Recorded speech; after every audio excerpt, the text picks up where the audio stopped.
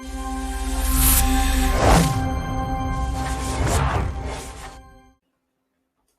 this is Don with the Vlog of Many Things, and in tonight's interview, I am going to be interviewing Tom Verrreault of the Tabletop Taproom online gaming vlog. Tom is with you right now. Let's just get right on to it. Tom, how you doing, buddy? I'm doing great. Thank you for having me on. You are very welcome.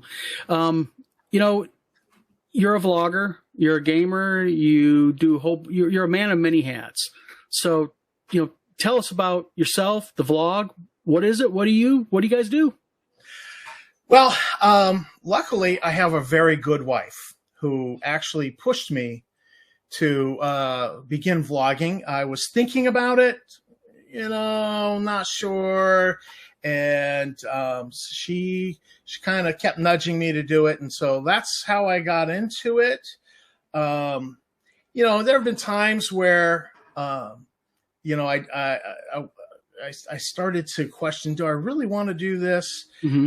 And, so she's always been there to kind of push and support, but there have also been key moments where, somebody trolled me and I was like, all right, game on. Yeah. I'm going to make a project of you. So what is the vlog, or what is, Tabletop Taproom? And what's the premise of it? What's the purpose of it? Well, Tabletop Taproom was that, and I did not actually, I was not actually aware of Tenkar's Tavern vlog at the time. Tammy and I were brainstorming and kicking around ideas, and we were like, we want something that's going to be about gaming and about all forms of gaming, because I do like wargaming, although I've been away from my wargaming club for a long time now, so it's kind of like, I like wargaming, but it's less of a focus. We wanted to be able to report on board games, RPGs, but we also wanted it to be kind of a relaxed atmosphere. So we were thinking, like, you can go to a bar, you could have an adult beverage, play a game, sit in a nice comfortable chair, talk with like-minded people. We wanted that kind of atmosphere, so we kept looking at different names, and we came up with Tabletop Taproom. Yeah. And then I quickly encountered Tenkar's Tavern. I thought, man, I wish we hadn't picked the name we had, because it's like we're emulating that. But nonetheless, that's the name we chose. I then split into Star Frontiers Gamer. But, it was going so slow, and I'm like, I'm dividing my efforts between two channels. I just merged it. Yeah, because you do a Friday game zine or something, don't you? For Star Frontiers? I do a fanzine Friday where I'm just reviewing a Star Frontiers fanzine. And I'm actually coming to the end of that. We're going to have to figure out something else. I either will move on to other fanzines like Other Hands, Other Minds, which were Middle Earth fanzines. Oh yeah. I might just, but it's just been too easy to do the fanzines, because I've been a part of these fanzines as editor, writer, contributor. Even you know them inside out. Yeah, so I kind of know some of the story that was going on sometimes, so I can talk about that. And so it's just too easy to do the Star Frontiers fanzines, and it scratches my Star Frontiers itch. Yeah, and to your credit, I mean, I've been on your show myself, and you interviewed me. And I'll say one thing: you do make it a really welcoming, like the tap room. You go there, just kind of sit back, relax, and talk. So you succeed in your intent there. So that's great. Well, I'm glad to hear that. Yeah. Now, you grew up like me. You lived in the UK as a child. Yes. Why were you? I know why I lived there. We talked about it, but tell the viewers what made an American kid go to the UK and live in the UK. That's kind of a different thing. Well, the United States military said we had to move. Ah, gotcha. So what happened was that my father had spent 9.5 years at one military base, and which is unusual. Yeah, real unusual. And part of that was that the very first colonel in the United States Air Force to ever put on a star for general who had not been a pilot or navigator, but he actually came from supply. He came from logistics. He did not trust officers. He had a stable of sergeants that if he liked you, he would call you up and get your opinion on something before they would implement it. And so my father became one of his guys that he'd call up. And so he had actually been the colonel at the base. And so General Searock had kept Dad there. And there had also been an incident where we were actually going to pack up and go to Florida, or California. I forget which it was. And Mom had dislocated her shoulders and needed surgery. And Dad was in Korea at the time. And so Dad had actually written a letter to Senator Edward Muskie from Maine, who actually helped intervene. And we ended up staying at Plattsburgh for this unusual 9.5 years. Gotcha. Which meant I spent most of my school time with a lot of the same people in that town for those 9.5 years. And so my senior year of high school, it reached a point where they could not keep Dad there doing the job he was doing anymore. And he had to go, overseas. And so Dad told Mom, says, where would you like to go? We can go here, we can go there. Mom said England. So we went to England. Yep. And I got to, Dad worked on Mildenhall, RAF Mildenhall, and I got to attend school on RAF Lakenheath. Gotcha.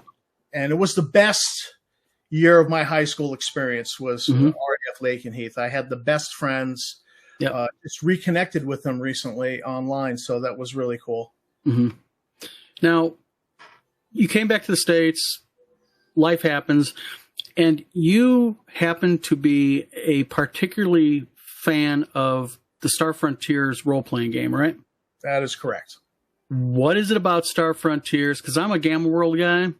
So what is the Star Frontiers appeal? I got to ask. I was a sci-fi nut as a kid. So, when Star Trek movies came out, I was there. Battle Beyond the Stars, Alien, I could not get enough sci-fi as a kid. Jason, a Star Command on Saturday morning. Could not get enough. Star Trek in syndication, reruns on TV. I don't care if I've seen the episode 5 times. I got to see it again. I could not get enough. I could not scratch my sci-fi itch. So I love the classic 80s sci-fi, and Star Frontiers was that. There was just something about Star Frontiers being a little bit beyond our level of technology.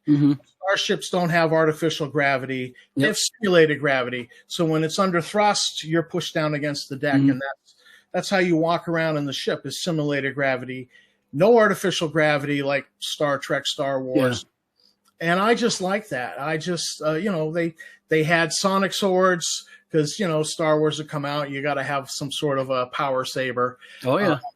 They had lasers. It was kind of a Western in space type of thing. And it really hit the sweet spot for me. It scratched your itch. As a kid, yeah. I loved this game. And then, older as an adult, going online, you're an adult with kids, you get nostalgic. Oh, yeah. And you go looking and you Google Star Frontiers and you find out, there's a fan community. There's a fan magazine. This is cool stuff. I love it. And you get involved. And so I just can't keep, I like fantasy. I like Dungeons and Dragons. I like Gamma World. Man, I was a fan of Mad Max, Road Warrior. Yeah, post-apocalyptic. That's kind of what gets me. It's that raw, Now, it scratches that itch a little bit too. Yeah. So we know it. So obviously you like Star Frontiers. Yes. Now, given that you like Star Frontiers so much, what is something about Star Frontiers that you don't like and would change if you could? Nothing's perfect. Nothing's perfect. You're not going to get away with walking the fence on this one. Come on. Geez. Well, There's some wonkiness to the rules because the rules are 40 years old. Yeah. They've never had a proper revision. Mm-hmm. I was part of a little, I don't want to say cabal, consortium of people. There was Art of the Genre, the vlogger Art of the Genre, Tom Stevens, who was the editor-in-chief at the Frontier Explorer. He's a former NASA consultant and astronomer. Mm-hmm. And then we roped in Oscar Rios, who runs Golden Goblin Games. He's a fan of Star Frontiers, but he is consistent. He is a small publisher who's consistently produced Kickstarters, and they deliver. Gotcha. It's like clockwork with him. So we brought him in because he was a fan. He's written and contributed to the magazine. And so we approached WotC to do a 40th anniversary edition of the rules, and they shut it down and they said no. Right. And that was coming out at the same time of somebody else was trying to swat and kind of a side kind of on that. That's interesting because I know of a few other people who are in the middle of talks with WotC, and we're talking about it was really progressing well, as in they were getting ready. They were pretty sure to get the nod. Then all of a sudden, spring, early summer 2021 hit, and the famous "We Are Back" old school gaming back press releases start flying, and it went to utter shit after that. Yeah, so sad. My thing is that the game, I would love to tune up the computer the rules. I'd love to tune up some of the robotic rules. I would love the AI in the game. I would love to tune up some things. I would love to be a part of a revision, and that's not happening. So the one thing I hate about Star Frontiers is that it's owned and controlled by WotC, and they don't do anything with it, and they won't allow anything to be done with it. See that's the thing that I don't get is about Wizards of the Coast. I know that they have their main projects. We know 5e in the soon to be 6e, whatever the hell it's going to end up being, is their thing, and I get that and I can respect that, but they're already selling Star Frontiers and first edition AD&D and second and such on places like Drive-Thru-RPG. A fan base but controlled by Wizards of the Coast, I can respect that. Rewrite or revision like Star Frontiers 2024, or even if they took the existing books and re-release them in new packaging, can you imagine what would happen to their sales if that came out again? Well, you can. This is on Drive-Thru. This actually, Evil Hat decided to try to squat before the most recent trademark squatting. Yeah, in 2017, Evil Hat was like, "We're going to do it," and WotC sent them a cease and desist, and they backed off. Smart. And so, but at that time, to bolster their claim to the trademark, WotC put everything back in print. The only things not back in print are the 2001 and 2010 Space Odyssey modules. Of course, those were specially licensed back in the day. Yeah. So, but those are considered the worst module among the worst Star Frontiers modules ever. Yeah. They rate dead last. Yeah. So it's no great loss, but everything's back in print, and you can get a hardcover. You can get the box set as a hardcover in one volume. Which the minute it was available, I picked it up because my stuff's falling apart. I constantly into it as a editor and writer for the magazine. My stuff was just going to crap. That's what I ended up doing. I went to Drive-Thru-RPG, and I bought their hardcover DMG PHP manuals, and I play with those and leave my nice orange spines on the shelf so I'm not cracking them open constantly and ruining them. So, they're good cannon fodder for playing the game when you want to do. Plus, if someone grabs my backpack at a convention and steals it, I don't have my nice orange spine books in there gone, so... Now you're married, right? I am married. Is she a gamer? Yes, the good wife is a gamer. Is she a converted gamer? Better yet, was she a gamer when you met her, or did you convert her to the pure stuff? No. She her background is in behavior and special education, And so right out of college, her training was with Boys Town, and she ran a group home. And Gotcha. they actually used Dungeons and Dragons back then with, because as, for teaching, for learning experience, teach cooperation, teach social cues. And so she had already had experience with Dungeons and Dragons. And as a gamer, she hadn't been baptized in Star Frontiers yet. Okay. So I did that myself. Gotcha. Now you have your online vlog, and you've been doing it for a while now. Looking back at your vlog and actually looking at it currently, what would you say are some of the biggest hurdles that you've encountered running it? There are technology issues you need to solve. Things like, getting a camera that works, and I could use a better camera. Audio, getting a microphone. At first my microphone was crap. It was the integral microphone to the computer. 'Cause it was like, hey, I've got a camera and a microphone on the computer. I could try this vlogging thing. I could try this. So it's not a big investment. Just start doing it. But as you start doing it, you need to upgrade to, better cameras, better. Yeah. And even now, I could actually use a room that we put up acoustic tiles, and that's that room's purpose.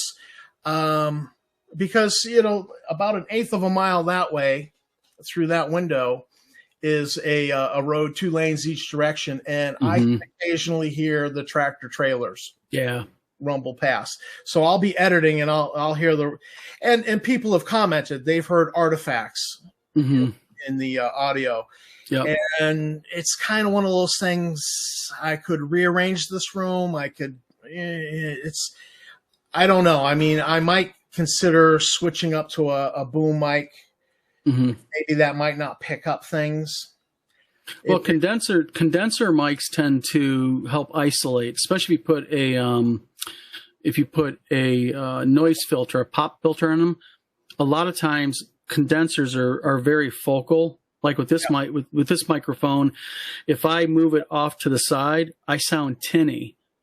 Because that's the nice thing about condensers. It's like you have to be directly in front. So if something goes on outside, or I'm in my computer room, so if the dog barks in the living room, you have a lot less chance of hearing it because of the type mic. So I get it. I get it fully. So speaking of technology, AI art, AI art is such a thing now that is in the forefront of game development and such. What is your opinion about AI art? Are you for it, against it? If you are against or for, why? Ooh. Well, I'm for and against, and that's a mealy-mouthed answer. Yeah. So no, go ahead. I've spent a lot of time thinking about this, because I think it's entirely too easy for somebody who is running a fan magazine where, like Star Frontiers, we can't make a profit at it, so we can't charge for it. We got to give it away for free. Art's always a challenge. Now, luckily, we've been at this so long, we have some artists who just hook us up. They're fans. They just hook us up. We appreciate that. We try to take care of them as much as we can. But I can see where somebody who's doing a fan magazine is going to grab AI art, because they can't make, you just can't pay for art, because you can't charge for your magazine. So I see where it's kind of going to be here to stay. Oh, I think AI is here. It's only going to get better as far as the quality. I equate it to way back in the day when you had Grant's department store hit the scene, and all the small shops and small businesses were all up in arms, and they're petitioning their congressman. You got to pass a law, get rid of this. We can't have this. Well, department stores survived that. And department stores are a thing in our society, and that has not changed. And I think that change in how business was done, I equate that to AI art. Now, I know there's a big push in the industry to be like, sign a pledge, there will be no AI art. I get that. And if that succeeds at slowing down AI art, I'm all for it, because I'm all for artists getting paid. I'm the son of an artist, and I've made about $300 selling some art myself. Picasso's in no danger from me, but so I'm all for artists getting paid. Yeah. And so I'm all for that. But I think that it's just going to be too easy for people to grab some AI art in the future for their projects. And so I think if artists and companies band together and say, no, I think I think they have to organize. If they can organize and they can push this and maintain, then you're definitely going to have where you're going to have premium products or only products with live artists. Yeah. And then your less premium will be AI art. And so I think you will have a 2-tier category in the but I don't think you're going to get rid of AI art. No, I don't. I think you're right. I think it's here to stay. So, and, but again, I'm all for paying an artist. I'm all for an artist getting paid. Yep. Now, from one hotbed issue, AI, to another one, the OGL.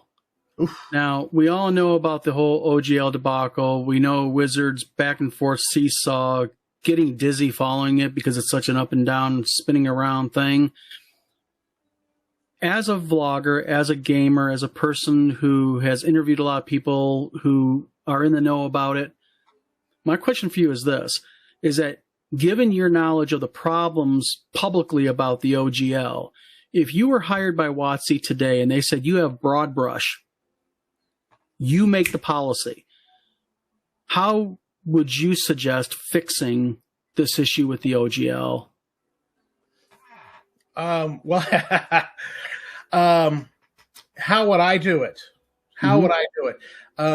How I would do it is not how it's going to go. No, WotC gives you broad brush. We're talking about hypothetically here. Well, hypothetically, I would just be like, come right out and say, look, we made a mistake. Do a full up mea culpa. Don't mealy mouth it. Don't try to say you won, we won. Don't do the Kyle Brink apology tour and try to act like, no, when you make a mistake, just own it. Yep. The fastest way to get past it is to just say, my bad. Rip the Band-Aid off. And I like to think I've been pretty good at that in the past, but then I got married to the good wife, and I'm finding that I still have a lot to learn in that area. And and that's a good answer, because I think that should have been what they should have done in the very beginning. I think that Wizards of the Coast should have just listened. We made a mistake. We apologize. We own it. It is what it is. We, and like you said, do the mea culpa and let's get moving forward. Now I'm going to make a prediction. I think that they tried to do that, and they panicked, put everything in the SRD. Yeah. Because I think the goal is to rescind the OGL. I think they're out to rescind that for a reason. And I think, so I think that they've backed off on it. But come 2024, I think we're going to see developments on that OGL again. And I think they want it gone, and they're okay with the third-party publishers doing their thing because it's a small drop in the overall bucket. Yeah. But I think they are out. I think they're worried about what the OGL could allow other virtual tabletops to do. I think they're out. I think they have a plan, and the plan is unchanged, and we're going to see that plan in motion again in 2024. Yeah, I think you're right. So that's why they would never hire me, and they would never listen to me. Yeah, well, that's why they're not going to hire anyone that's really qualified to do the job. I mean, that's one of the biggest problems I think with WotC is they have individuals in place making decisions that affect the game that do not fundamentally understand the game. They don't understand the customer base. They don't understand who they're dealing with. They're cubicle warmers. They have the degree. They got they have they're certified and whatnot, but they just don't understand what they're really the mechanics behind what they're talking about. I'd be really interested to know how many of them actually played D&D ever in their life. This is history repeating itself too, because Lorraine Williams became the CEO of TSR, and she considered gamers to be beneath her socially. Yeah. And she forbade playtesting. You're a game company, and you're not going to allow game testing. I'm not paying people to play games. I mean, Tim touched that interestingly. That's just ludicrous. How could you be a game company and not play test your product? Absolutely. Just to find the mistakes. That is the most asinine thing for a CEO of a game company to say. So, besides the Kyle Brink comment. Oh, white man to get out. Yeah. Yeah. I mean, it's almost like they sit down and they go with a pen and paper. Okay, guys, how are we going to screw up more than we did yesterday?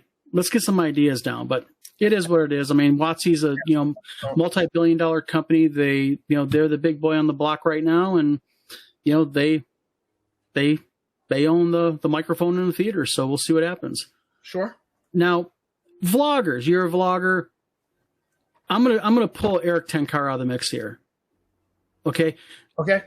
Out of all, what is another YouTuber out there that you admire? Discourse Minis. Discourse Minis. Why? Because she is standing up and challenging the establishment of Games Workshop. Yes, she is. And she's going after them for their BS, screwing over the customer. Yep. And I appreciate that. And part of why that's so important to me, and it's part of why I admire Eric Tenkar, which is probably good that you pulled him out of the mix. You knew that answer was coming. Yep. Is that the touchstone that my father gave my brother and myself was win if you can, lose if you must, but always stand up and be counted. Yep. So I admire that, because I could never do what she does, because she is immersed in Warhammer. Oh, she deep dives it. Oh, she's deeply immersed and has spent, and freely admits that she's spent entirely too much money on Warhammer minis that she's never paid her play with. But so she knows that. So I admire that, because I've had a love-hate relationship with Games Workshop. Love their product, but hate their business practices, hate how they go about things.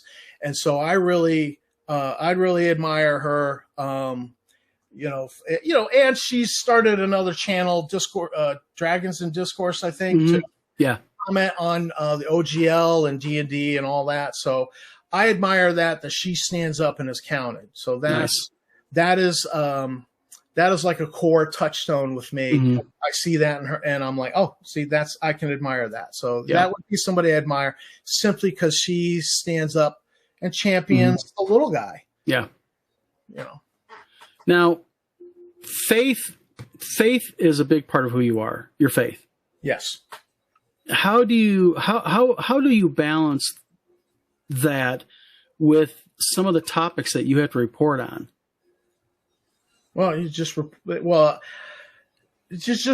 on it. I think that I learned a valuable lesson when I attended seminary, because I was working to put myself through school.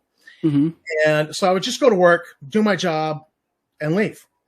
And one day I kind of let my hair down a little bit and shared a little bit about myself with a coworker, and their comment shocked me. And then it made me think. They were like, oh, I just thought you were a goody two-shoes. And I realized that I hadn't really just been me. Just did my job and leave. I'm here to work because I'm taking this money to go pay for school, so I get my education. And so everybody just, it was a Catholic area, very strongly Catholic area. So their perception was, oh, he's studying to be a priest. And, I wasn't studying to be a priest, but that was their perception. So, and I just didn't really share anything about myself as a person at work. So I kind of learned from that, just look, be who you are, and don't make apologies for it.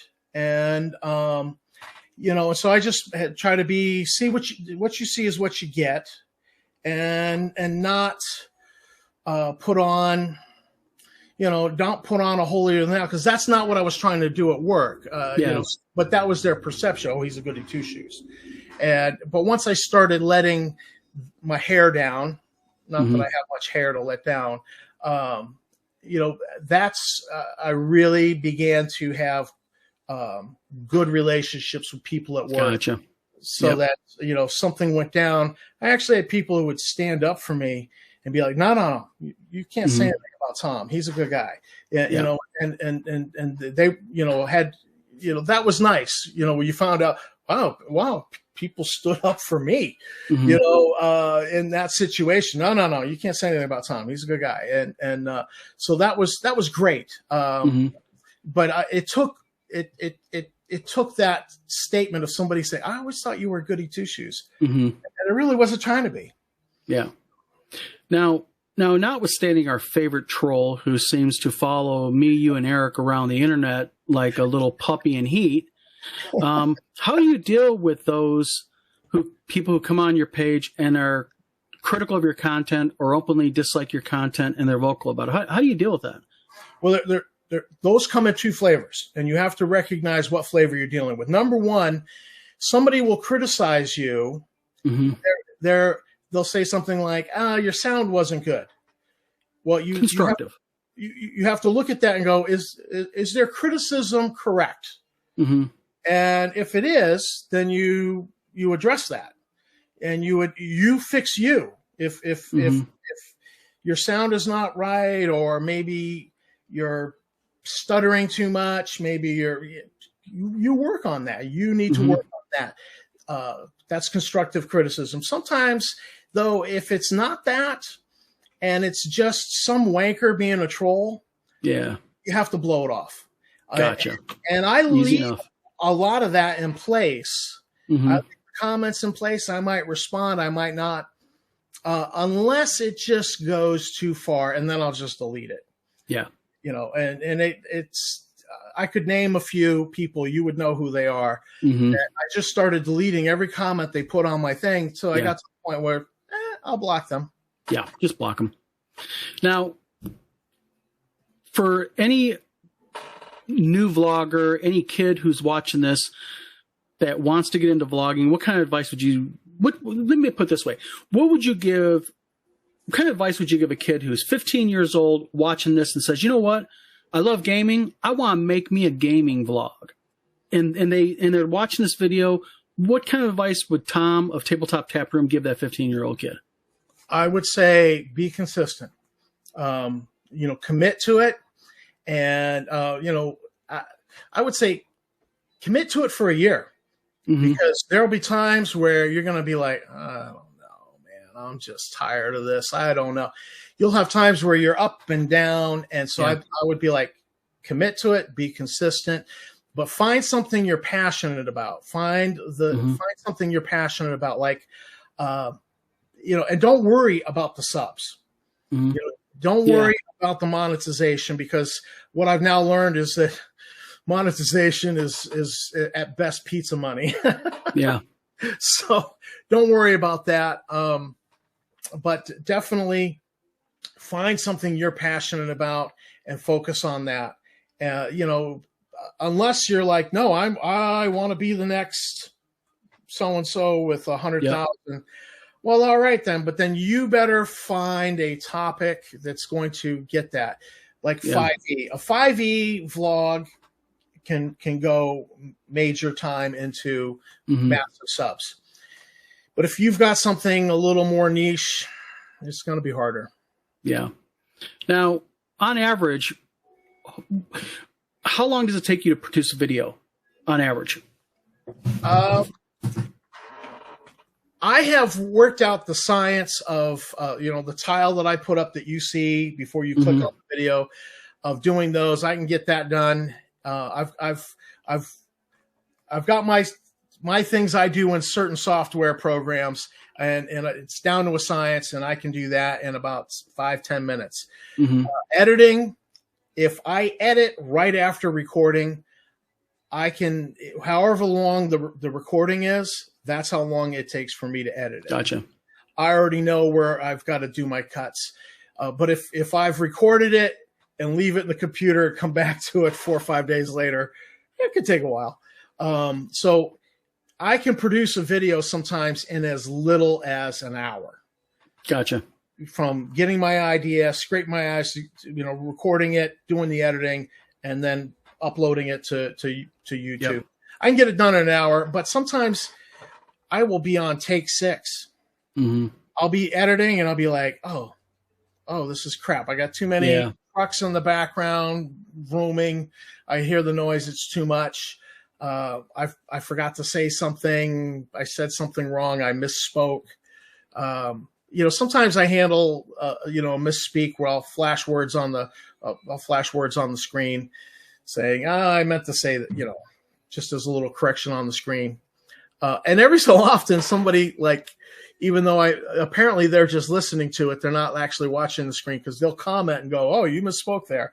And I'm like, dude, didn't you see it on the screen? Obviously they missed it. Yeah. But sometimes it can take, 4 or 5 hours. So to get it Fair right. enough. Well, when you're researching, what makes you decide what subject or what story you want to do? Well, sometimes it's like I see something in the news and I'm like, I got to do that before Eric Tenkar does. So. Yeah. You got to get that lawn mowed before your neighbor, right? Yeah. So sometimes it's that. It's it's like, this is hot. I better get the video out now. I just can't wait till next Monday. So sometimes it's that. Sometimes it's just whatever catches my interest. Like I was doing Fanzine Friday and I noticed an ad for a Frontier Space module. This one. So I went and I says, Frontier Space, it's kissing cousin to Star Frontiers. How have I not reviewed this module? Yeah. So I went on YouTube. I had some money in the bank there and bought a print on demand and then reviewed it. Yeah. And, so it's whatever, whatever catches my passion and interest. It could just be that I suddenly decided to pick up the first edition DMG, start reading, and I'm like, oh, wait a minute. I never knew this was there. How did I not remember this as a 12-year-old? Clearly, I was remembering things wrong. And so I did a whole series on rediscovering 1E, just rereading the DMG and comparing it, going with my first memories from Basic Expert, which clearly colored my first edition experience. So it's whatever happens organically, or what's ever hot in the news right now in the gaming community. Well, speaking of that, what do you think is one of the most pressing issues in the gaming community today? Well, I think the AI art thing is definitely it's definitely one. I really would like to see more organization amongst producers of content, amongst artists, to organize, to say, we're supporting artists. I'd like to see that. I think that would go a long way. I think this OGL crisis, which is technically over, but now you have a community that's kind of fractured. Yeah. You've got these other licenses, Tales of the Valiant, which is a terrible name, Black Flag, which is not a great name. Yeah. Others have spoken on this. You hear Black Flag, you think it's a pirate game. Yeah. I would really like to see, it's just a basic D&D license that we all can say, I agree. This is D&D, and because I don't know that you're going to have that Pepsi moment where Coke did no. Oh, I see you're spinning there. So I'll just continue. I don't know that you're going to have that Coke moment where Coke did New Coke and then Pepsi could surge forward. Mm-hmm. So I don't see that Paizo is going to surge forward, take market share. I don't know that Black Flag or Tales of the Valiant is going to take the market share. I think we just need a license that everybody can go, we're compatible with this. Yep. I don't think it's going to happen, though. That has the market share. Yep. And, you know, that this is D&D. Let's just, you know, let's call it, you know, just something that's got a cool name everybody will sign on to. Mm-hmm. You know, and that will work and that everybody could agree. Because I think that will steal market share from WotC. And that will put them on their heels. And I think on their heels. But the problem is that with some type of new product like that, you know, there has to be the alpha company that creates it. You know, I would love to see a collective come, you know, get about 10 or 15 or even 6 or 8 game publishers together and say, let's create a system. You know, nobody owns it. You know, it's sort of like what that they initially was a Troll Lord that was going to come out with it, with their own system, their license. Yeah. I mean, you know, the play-by-play there was fast and it, to me, you know, it kind of smelled of, you know, let's go ahead. I mean, it's good marketing, but, you know, while the getting's good, let's create something and maybe everybody come to our banner and buy our product. And I think what's needed instead is, I think, Cedric, what you were talking about is a open-ended product that says, this is what we have. Okay. Nobody owns it, but this is what the system is. Now everybody create for it. Yeah. You know, and, you know, I just don't think that that's going to happen. There's too many people putting out independent stuff. You know, everybody wants to make it unique because with being unique, they have their hand around it. But at the same time, they're knocking WotC for doing it. And it's just, I think some hubris is at play here, and some just a whole bunch of other little bits and pieces are going on here with this. And it's sad to see, but you know, who doesn't have hubris is, and I'm excited about this, but I didn't support the Kickstarter, so I'm not in on it until I can then purchase. What's that? Is the Kelsey with total brain fart here, the Shadow Dark. Oh, because that's 5e. Yeah, with old school sensibilities. Yep. And I saw when I was originally looking into this weeks ago, month and a half ago, she was going to put out a license for her. So you want to write for hers? You know, but she's caught some flack because I don't know why. You know, she's not being political, and you know, she's just being apolitical, and I just want to produce a game, which I think is the right place to be. But so there's been some flack coming at her, so I don't know about that. You know, Tenkar would speak about that, you know, in a more intelligent fashion. But I think that the fact that she's just like, hey, you want to create for our system, fine. To me, 5e is the 900-pound gorilla in the room. Yeah. What are you going to do? It's the most played version of D&D. Yep, most popular. I think you have to almost honor that and get on board with that to a certain degree. So I like what I hear about her system. I've not really looked, you know, I didn't support the Kickstarter, so I'm not in on it till I can actually purchase a copy of the game. And I want to purchase a hard copy. I mean, I also want the PDF so I can bring stuff up on the computer, but I really want the hard copy to sit down in a comfortable chair with a cup of coffee and read it. Yep. So. Now, we're almost done here. One more question after this one. I got a quick thing. What are you working on right now? Anything special? Anything unique? I'm going to do a dueling video. Somebody did a video.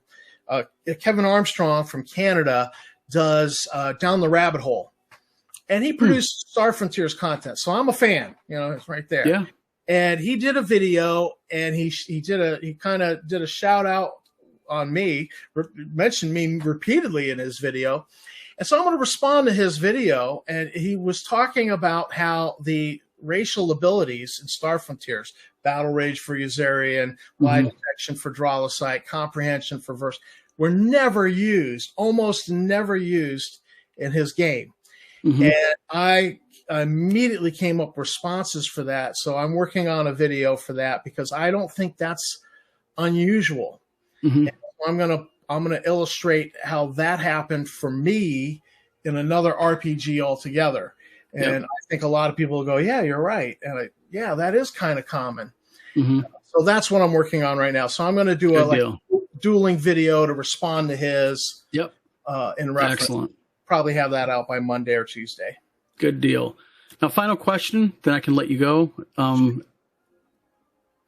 One person alive today that you could interview, anybody, who would it be? Well, my channel's about gaming, but I found that the gaming personalities I want to interview are really receptive. Tim Cass, Douglas Niles. Before I had a vlog, I interviewed Zeb Cook for the magazine. I found these people are really, so I don't know that I would waste this on them. Anybody. And I tell you what, you know, I'm gonna throw a name out there, and it might get me crucified. But you know, honestly, this guy's polarizing. And after I interviewed him, everybody would know my name, and that's Donald Trump. You know what? You're right. If you interview Donald Trump, I think that we talk about subs. Subs would explode. Oh yeah. I think that you could be 100,000 subs easily overnight interviewing someone like Trump. And you're right. Trump is polarizing. He's polarizing, and love him or hate him, people are going to watch my video. Even people who are openly don't like him, they watch his stuff. I mean, he gets the views. And I would take a neutral stance. And he wouldn't. No, he wouldn't. But you know, there'll be criticism from the right, there'll be criticism from the left, but it doesn't matter. You know, I know that would absolutely kill it. But I'm a gaming vlog, so I don't know that I really would interview him.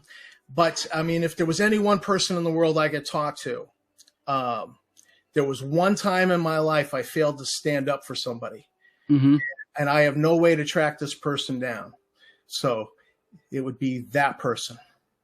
Gotcha. So if I could magically have any person I could talk to, it'd be that person, and you know, so that I could apologize. You know, but you know, these are the things that make you who you are, Absolutely. And I can't change it. And so it's the one regret that haunts me, and it means that if it ever comes to a choice of standing up for what's right or not standing up, it means I'm going to make the hard decision, even if it's a hard decision and it's going to cause flack. Yep. Well, you know what? That's a good point to end the interview at. So, Tom, again, thank you very much for coming on my show. It is very much appreciated. I'm going to put links down to your show down below. After I'm done recording this, let me know any other links you want down below. Like if there's a specific Star Frontiers link you want, I'll be glad to put it down in the description. And other than that, Tom, again, thank you very much for coming on my show. And this is Don with the Vlog of Many Things signing off. And my next video, I'll be interviewing the other person we talked about here. We talked about Eric Tenkar from Tenkar's Tavern. And I'm going to be interviewing trans vlogger Paulie Kidd. That is going to be coming out later on this week. So this is Don signing off. Hope everybody has a good night. Again, Tom, thank you very much. Oh, thank you.